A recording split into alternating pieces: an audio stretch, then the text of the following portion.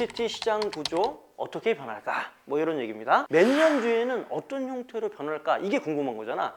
이 컨텐츠를 만드는 크리에이터들의 힘들이 굉장히 세질 거다.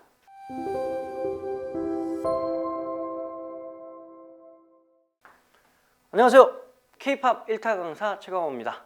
자, 오늘은 음악 관련된 얘기는 아니에요. 요즘에 아주 핫한 이슈죠. OTT 시장 관련된 얘기를 해볼 건데, 제가 이제 음악 산업에 종사하는 사람인데 네가 뭘 안다고 영상 산업 시장에 대해서 얘기를 하냐, 이렇게 얘기하실 수 있습니다. 그래서 제가 오늘 이렇게 얘기하는 근거는 사실은 제가 무슨 뭐 굉장히 공부를 많이 한 박사도 아니고 이런 영상 전문가도 물론 아니에요. 근데 이제 디지털 콘텐츠 시대의 여러 가지 격변기를 다 이렇게 몸으로 겪었던 사람의 입장으로서, 음악 시장이 가장 먼저 이렇게 디지털 시장으로 왔지 않습니까? 그때 경험을 토대로 지금의 OTT 시장이 굉장히 경쟁이 치열한데, 향후 몇 년 뒤에는 어떤 시장으로 재편할까라는 거에 대한 저의 개인적인 생각을 담고 있습니다. 이건 뭐 책을 읽어서 아는 게 아니라 순전히 제 경험에 비추어서 아마 이렇게 될 것이다, 이런 걸 좀 예언을 하고, 이 콘텐츠가 향후 한 10년 뒤에는 성지글이 돼서 뭔가 굉장한 예지력을 갖고 있다, 이런 평가를 좀 받았으면 좋겠다라는 희망을 조금 담아보면서 강의를 시작해 보도록 하겠습니다. 오늘 제목이 뭐예요? OTT 시장 구조 어떻게 변할까? 뭐 이런 얘기입니다. 자, 이 얘기는 뭐냐면 2000년대 초반부터 2010년대까지의 음악 시장이 어떻게 격변하게 됐는지에 대한 경험들이 내가 있으니까 그 경험에 비추어서 지금 OTT 시장 어떻게 가느냐 좀 말씀을 좀 드리도록 하겠습니다. 먼저 이 OTT 시장을 이해하기 위해서는 약 한 두 가지의 컨셉을 여러분이 좀 이해를 해야 돼요. 자, 첫 번째를 뭘 이해를 해야 되냐면, 여기 보면 수직 계열화. 자, 수직 계열화가 무슨 뜻인지 아시나요? 이 수직 계열화를 쉽게 얘기하면 뭐냐면, 제품을 생산하는 것부터 판매하는 모든 과정과 프로세스가 있잖아. 이거를 한 기업이 조직화하는 거야. 무슨 말인지 이해하셨죠? 그러니까 이제 수직 계열화, 이게 어떻게 보면 되게 대기업들 중심으로 한 뭐 이게 있는 자금력이 있는 사람들이 하는 얘기들이에요, 보통. 그러니까 뭐 우리가 쉽게 얘기를 하자면, 음악으로 좀 빗대서 얘기를 해보자면, 음악은 제작이 있을 거잖아요. 그 다음에 제작한 어떤 그 음악들을 유통하는 게 있을 거고, 그 다음에 유통한 것을 어떤 서비스를 하는 게 이렇게 있을 거고, 그 다음에 이게 결국은 이제 소비자까지 가는 거잖아요. 그래서 이게 우리나라에서 대표적인 수직 계열화를 한 기업이 어디냐? 그러면 그게 카카오 엔터테인먼트라고 얘기할 수 있어요.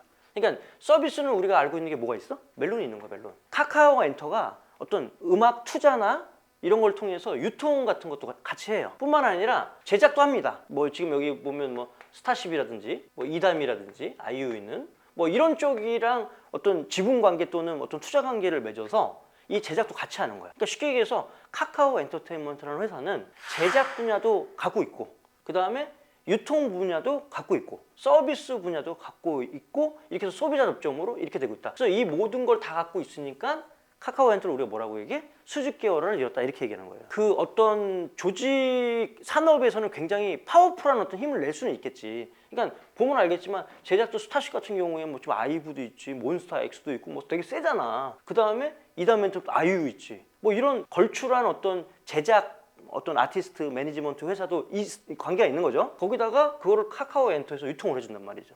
이걸 유통을 해서, 이 카카오 엔터 유통이라는 건 여기다가 뭐 멜론뿐만 아니라 벅스, 스포티파이 뭐 이런 데다 다 유통을 해줘서 수수료 먹는 어떤 그런 비즈니스도 하고, 최종적으로 뭐냐면 전국의 국내 1위 음악 서비스인 멜론 서비스도 같이 하고 있다는 거지. 그래서 이게 수직 계열화가 일어나면 여기에 속한 구성원들은 막강한 힘을 발휘하겠지. 근데 이제 여기가 아니고 다른 데서 오는 거는 그만큼 소외받을 수 있다는 단점이 있는 거예요. 이게 이제 수직 계열화라는 얘기. 그리고 또 영화에서 보면 CJ가 있지 않습니까? CJ가 영화 제작도 하죠. 그다음 투자 배급도 하죠. 그다음에 극장도 하잖아요. 그러니까 이게 다 수직 계열화야. 무슨 말인지 알겠죠? 자, 이게 첫 번째 수직 계열화라는 말을 이해를 했고, 두 번째는 정액제 모델을 이해해야 돼. 넷플릭스의 전 세계적인 성공 때문에 생겨난 말이 뭐야? 월정액, 구독 서비스, 이런 얘기 나오고, 구독 서비스 모델 뭐 이런 얘기 많이 나오지 않습니까? 그게 이제 정액제야. 서브스크립션제라는 얘기인 거지, 쉽게 얘기해서. 그러니까 예전에는 콘텐츠를 하나 구매하면 하나를 할 때 얼마 이런 식으로 됐는데, 그렇게 안 한 게 콘텐츠를 왕창 모아놓고 이거를 다 그냥 자유롭게 쓰는 조건으로 월 얼마나 이렇게 된 거잖아요. 이런 정액제 모델 서비스가 전 세계적으로 이제 공감을 받고 이런 그런 시기가 지나면서 결국은 이런 OTT 시장이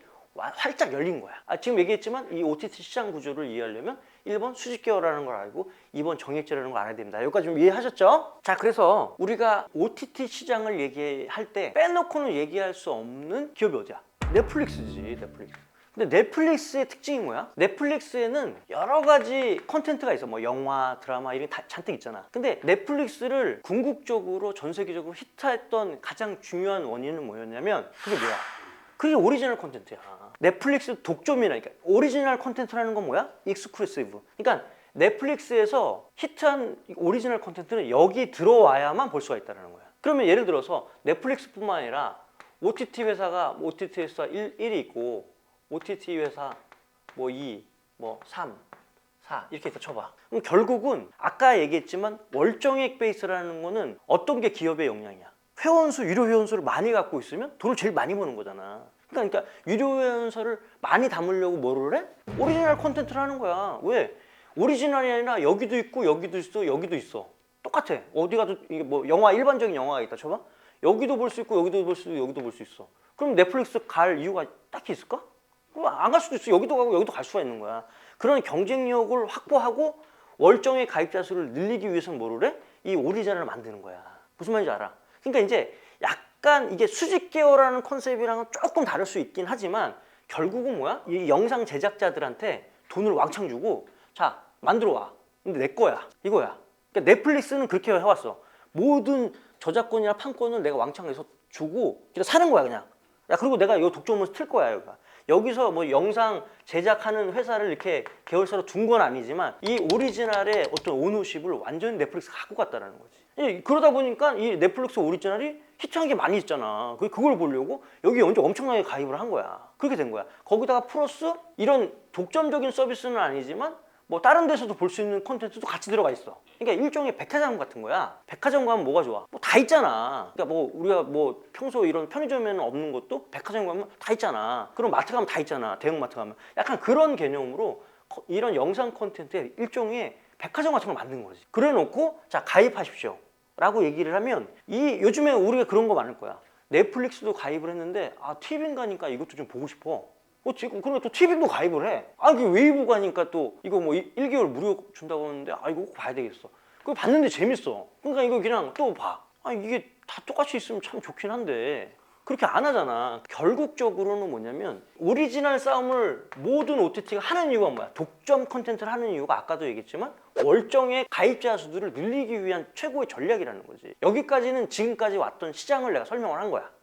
이러한 어떤 기반을 가지고 이런 모든 걸 했다. 그래서 뭐 넷플릭스가 들어와가지고 음악 저작권에 뭐 저작권을 뭐 2% 계약을 했으니까 저작권 협회가 티빙이나 우리 국내 사업자도 2% 내라 막 싸워가지고 뭐 행정소송 가고 뭐 막 그랬잖아. 그러면서 이제 국내 토종 OTT를 보호해야 된다 막 이런 명분하에 뭐 넷플릭스를 타도 넷플릭스 막 이런 얘기해서 뭐 티빙, 웨이브 뭐 이렇게 있고 또 거기 가서 이렇게 댓글 가서 보면 야 니들은 어차피 넷플릭스한테 안 돼. 다 합쳐도 좀 될까 말까 뭐 이런 얘기가 막 댓글에 막 써있단 말이지. 그거를 여기 있는 사람이 모르질 않아. 왜냐면 이게 전 세계적으로 지금 히트를 해서 유료 가입자 수가 엄청나게 많이 있는데 근데 그러면 이제 결국은 이런 치열한 시장 경쟁이 있다가 몇 년 뒤에는 어떤 형태로 변할까 이게 궁금한 거잖아. 이게 오늘 내가 얘기하고 싶은 핵심이야. 놀랍게도 2000년대 초반에 음악 시장에서는 독점 서비스라는 게 있었어. 한국에서. 몰랐지? 니네들도 몰랐지? 있었어. 그러니까 예를 들어서 대표적인 게 뭐냐면 SKT 그다음에 그 당시엔 KTF였지. KTF, LGT 이 통 3사가 있었어. 근데 그 밑에 벨소리 컬러링 서비스를 하는 일종의 CP가 있었어. 그 CP가 뭐냐면 텔미, 기억나? 텔미 정보통신. 컨텐트 프로바이더 뭐 이런 뜻인데 이제 이런 벨소리랑 컬러링 서비스를 이 통사에 제공하는 업체를 얘기해. 텔미 뭐 5425 그다음 다날 뭐 요즘에 뭐 이런 업체들이 벨소리 컬러링으로 컸던 업체야. 그다음 PG 그 결제 수수료 뭐 이런 걸로 컸던 회사인데 이때 이게 이통사 서비스망을 타고 있었으니까 여기 다 붙어 있었단 말이야. 이 당시에는 어땠냐면 소리바다 이런 불법 서비스 때문에 음악이 다 막 망해진 거야. 그러니까 이제 돈을 어디서 제작자가 구할 데가 없잖아. 근데 벨소리 컬러링은 이때 매출이 난 거야. 그러니까 어떻게 됐냐면 텔미, 5425, 다날 뭐 이런 회사가 지금 제작 투자를 하는 것처럼 이때 투자를 해. 제작사한테 가서 최강호 1집입니까? 오케이. 그럼 제가 5천만 원 투자하겠습니다. 이걸 이런 회사가 하는 거야. 근데 조건은 뭐냐면 SKT만 한 달 독점으로 주세요. 이렇게 하는 거야. 그래서 이 노래는 SK텔레콤만 나와. 성공개 개념이지. 약간 약간 그렇게 됐던 거지. 그러니까 이걸로 하면서 여기 있는 여러 가지 모바일 CP들이 음반 제작사에 투자를 막 하게 되는 거야. 이 당시에. 그러니까 이제 뭐냐면 이게 미치고 팔짝 뛰기를 누르시 벨소리, 그러니까 그 당시에 우리 음반 제작자 아니 벨소리 자르던 애들한테 내가 돈 받아가면서 이거 음반 제작해야 돼? 막 그런 얘기 막 했을 때야. 근데 이미 이 회사들은 엄청나게 돈을 벌고 있었지. 그러니까 이제 이런 형태로 진행을 하다가 이제 이게 계속 각광을 받다 보니까 여기서도 투자 경쟁이 막 일어나잖아. 그러니까 되게 말도 안 되는 앨범 제작에 돈이 옛날에는 뭐 3천이면 되는데 막 1억을 막 질러야 되는, 서로 경쟁을 막 하게 됐던 거지. 그러니까 이제 얘네들도 이렇게 가만히 생각해 보니까 우리도 이제 수지 타산이 안 맞는 것 같아, 경쟁으로. 그러면서 나중에 서로 협의를 하면서 어떻게 하냐면, 야 이제 콘텐츠 독점 이런 걸로 서로 장난치지 말자, 이런 세상이 온 거야. 그래서 멜론이 론칭이 되고 뭐 KTF 도시락 막 이런 게 론칭이 되면서 서로 암묵적인 협약을 해. 그러니까 뭐냐면 우리는 독점 콘텐츠 갖고 서로 장난을 치지 말자. 왜? 서비스가 살아야 되는데 여기만 내가 독점을 위해서 콘텐츠를 지금 넷플릭스 오리지널 하듯이 여기서만 갖고 있어. SG 워너비는 멜론에서만 들을 수 있어. 이게 달콤해 보이는데 서로 우리 치열한 경쟁을 하다 보면 콘텐츠 사업자는 좋아지는데 이 플랫폼 사업자는 서로 치열 경쟁을 하기 때문에 안 좋다. 그냥 우리는 콘텐츠는 똑같이 다 서비스를 하는 대신에 소비자 영업, 마케팅 이거에 총력을 다하자. 이제 이때 약간 그런 식의 무드가 조성이 된단 말이야. 이때 이 음악 시장에 빗대어서 OTT 시장을 우리가 예측을 해본다면 이렇게 될 수 있겠지. 넷플릭스나 이런 쪽에서 OTT 원, OTT 뭐 티빙 웨이브, 뭐 왓챠 뭐 등등 있을 거 아니야. 이런 데들이 지금은 어떤 경쟁을 해? 가입자 유치 경쟁을 하는 거야. 그러니까 거의 다 막 무료 서비스, 뭐 여기다 디즈니 플러스 이런 애들 와가지고 뭐 결합 상품까지 결합해가지고 뭐 1년 공짜로 주고 막 이런 거 하잖아. 그러니까 그걸 하는 이유가 뭐야? 일단 가입자를 이빨이 끌어모으려고 지금 그러는 거잖아. 이렇게 막 그러고 있단 말이야 지금. 그걸 하려다 보니까 가입자를 유치하려니까 볼 게 있어야 되잖아. 그러니까 이제 독점 오리지널을 제작을 하면서 지금은 영상 제작자들이 예전에 한 몇 년 전만 해도 막 불경기에 안 좋다고 막 했다가 여기서 막 오징어 게임 이런 거 터지면서 요즘에는 여기에 돈이 많이 몰려. 근데 이제 이게 유료 가입자 수라는 건 어떤 해당 특별 지역에 한계가 있는 거거든. 왜냐면 인구수라는 게 있잖아. 우리도 뭐 6천만. 그럼 거기서 유료 가입자 수라는 게 죽었다 깨어나도 못 넘는 수치가 있어. 그걸 서로 여기서 이제 파일을 갈라먹는 게임을 하잖아. 그 게임이 몇 년 막 치열하게 지금 마케팅 싸움을 하다가 어느 정도 수준에 제거된 애들은 제거되고 살아있는 몇 명들이 가지고 이제 그 시장 파이가 거의 이렇게 고착화되는 시기가 곧 올 거야. 아 이제 뭐 더 영업을 해봐야 안 되는구나. 이런 상황이 와. 더 어디서 뺏어올 때도 없고 막 이런 상황이 온단 말이지.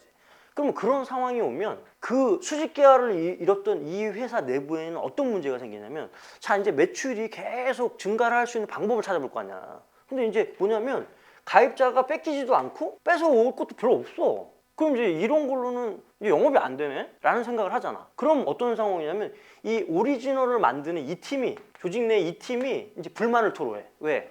독점 서비스를 넷플릭스만 하면 돈이 예서 100만 원 벌렸다고 쳐봐. 근데 이제 아니 이게 지금 넷플릭스 서비스를 살리기 위해서 우리가 오리지널 서비스 다 했는데, 아니 그러면 이제 가입자 수도 서로 변동이 없다면, 아 이걸 넷플릭스만 주지 말고 티빙도 주고 웨이브도 주면 10만 원 뭐 20만 원 이렇게 팔린다고 해도 아니 뭐 100만 원 파는 것보다 조금씩 더 팔리지 않겠냐, 이런 생각을 내부적으로 하게 된단 말이야. 왜? 이 안에 이 넷플릭스라는 서비스를 하는 팀하고 이 영상 콘텐츠 오리지널을 만드는 제작팀하고는 또 서로 입장이 달라. 이 서비스하는 팀은 이게 자기의 무기가 되달라는 얘기고, 그래서 독점 서비스를 해야 됩니다라고 얘는 우길 거고, 얘네는 뭐냐면 아니 씨 넷플릭스만 서비스하는 게 아니라 다른 데도 5만 대 다 뿌려버리면 아니 그러면은 나는 매출 더 많이 가져가고 그게 우리 회사한테 좋은 일일 텐데 그걸 왜 안 하냐 해서 내부적으로 막 싸우게 돼. 근데 지금은 막 가입자를 유치하는 경쟁이 있기 때문에 이제 이 오리지널 유지를 하는 거지만, 이렇게 가다가 가입자를 하는 거에 한계점이 들어오면 여기 힘이 세질 수밖에 없는 상황이 온다는 거야. 근데 이 시기가 난 몇 년이 걸릴 줄 알았는데, 요번에 요즘에 그 드라마 엄청나게 인기 있는 드라마 뭐야? 재벌집 막내들 그거 다 봐? 나만 안 봐네? 근데 안 보려고 해도 유튜브 이렇게 뭐 짤방을 보면 뭘 안 볼 수가 없어. 대충 스토리를 알 수밖에 없잖아. 완전히 그게 떴잖아. 그게 우리나라에서 그 JTBC 드라마가 그렇잖아. 그지? JTBC 방송이 나왔잖아. 그리고 넷플릭스에서도 그게 서비스가 지금 돼. 근데 이게 그렇게 따지면 그 전까지 넷플릭스는 어땠어? 무조건 독점이잖아. 여기서 이렇게 하면 독점으로 줘라. 근데 그 서비스가 방송에 나오고 넷플릭스 풀리고 디즈니 플러스에 같이 풀려 있어 지금. 그러니까 이게 시사하는 점이 이제 다르다라는 거야. 이제 이런 오리지널 게임이 자사 서비스의 유료 회원의 확보를 위한 무기로 쓰여 있는 게 한계에 다다르면 결국은 이 오리지널 콘텐츠 오리지널이 다 풀어버리는 상황이 올 수 있어. 왜냐면 이제는 시장은 다 고착화돼 있고 수익을 더 뽑을 수 있는 건 이걸 여기다 주고 여기다 주고 여기다 주고 여기다 주고 해서 매출을 뽑는 수밖에 없다라는 거지. 그래서 모든 플랫폼 비즈니스의 마지막 귀결은 결국은 컨텐츠다 이렇게. 요즘에 그래서 IP에 대한 어떤 사업적인 중요성들이 엄청나게 강조되잖아. 그 이유가 뭐야? 결국은 궁극에는 이게 코어라는 거야. 이 플랫폼이라는 건 뭐야? 플랫폼이라는 건 이런 코어, 중심, 핵심 어떤 크리에이티브한 뭔가의 이런 컨텐츠가 돌아다니는 건 과거에는 TV였으면 지금은 넷플릭스였다면 향후에 어떻게 변할지 몰라. 이거는 계속 변한단 말이야. 시대에 따라서 미디어가. 그러나 그 안에 있는 오리지널 콘텐츠는 어때? 세상이 변해도 화질이 좀 좋아지고 뭐 연기자가 연기를 더 잘할 수 있지만 이건 변하지 않는단 말이야. 그래서 궁극에는 이것들이 핵심 키워드가 될 거다라는 거지. 라고 나는 생각한다는 거지. 무슨 근거로? 예전에 2000년도 내가 초반에 이렇게 근무를 했을 때 이런 그림이었다가 나중에 됐다. 그래서 그 당시에 멜론, 벅스 뭐 이런 서비스들 중에서 요즘에도 봐봐. 멜론에서만 들을 수 있고 뭐 플로에서는 안 듣는 그런 음악 있어? 그거 없어 거의. 그러니까 우리는 그런 경쟁을 안 한다는 거지. 그러니까 실질적으로 예전에 A라는 서비스도 하고 유통도 하고 제작도 하는 데서 신인 가수를 하나 키웠어. 근데 이제 그거에 경쟁하는 플랫폼 사업자들한테 당연히 이 컨텐츠를 안 주려고 하지. 근데 이 가수 매니지먼트 하는 게 뭐냐면 아니 여기 가서 홍보가 되는데 왜 이거 안 주라고 하냐. 난 갈란다. 그래서 내부 직원 임원회할 때 막 개싸우고 그랬어. 아씨 난 그럼 네가 나 저기 애 홍보 안 되는데 책임질 거냐고 막 본부장끼리 막 개싸우고 그랬다니까. 그건 당연한 거라는 거지. 그러니까 여기서 컨텐츠 하나 서비스나 유통하는 사람들 다 입장이 조금 달라. 그러니까 이게 수직 계열화 한다고 무조건 좋은 게 아니라 수직 계열화를 하지만 그럼 예를 들어서 얘네들이 다 KPI라고 하지 목표 어떤 사업 경영 계획을 세워가지고 매출을 메꿔야 되는데 얘는 넷플릭스를 위해서 넷플릭스에서만 서비스가 되는 거는 이 매출 못 채우는데요? 저는 여기다 주고 싶은데요? 여기다 주고 싶은데요? 그럼 여기는 난리 나는 거야. 그럼 주문 우리는 그럼 어떡하라는 거냐? 그래서 이 부서에 또 엄청나게 싸우는 거야. 근데 이게 입장이 다르잖아. 그러니까 여기 총괄 사장은 이렇게 보고 내가 누구 편을 들어야 되는 거지? 이게 애매한 거거든 이게. 그런 싸움들이 우리 음악 업계에서는 계속 있었다 그동안. 근데 아무래도 이 플랫폼 비즈니스가 국제가 크지. 아무리 오징어 게임이 크지만 넷플릭스라는 큰 어떤 생태계 안에 요만큼의 혜트작이 이렇게 되는 거잖아. 그래서 플랫폼 비즈니스가 크긴 큰데 이 비즈니스를 유지하기에는 이 콘텐츠가 또 정말 또 필요하다 이런 거지. 오징어 게임도 이런 것 중에서 뭐 어떤 K 문화 콘텐츠가 굉장히 전 세계적으로 각광을 받고 있잖아. 근데 결국 이 콘텐츠를 만드는 크리에이터들의 힘들이 굉장히 세질 거다. 그러니까 얘네들이 입김이 세지면서 이 시장이 고착화되면 결국은 얘네들이 독점이 풀려버리면서 일반화된 저변화된 서비스로 바뀔 거다라는 게 제 예측입니다. 뭐 그 다음에는 어떻게 될 건가? 그건 난 모르지. 그거까지 경험을 안 했으니까. 그래서 오늘은 뭐 그냥 강의는 아니고 제 생각을 좀 얘기해봤어요. 아무튼 뭐 콘텐츠 비즈니스 하시는 분들이 좀 참고가 됐으면 좋겠고, 자 오늘 강의는 여기까지 하겠습니다. 감사합니다.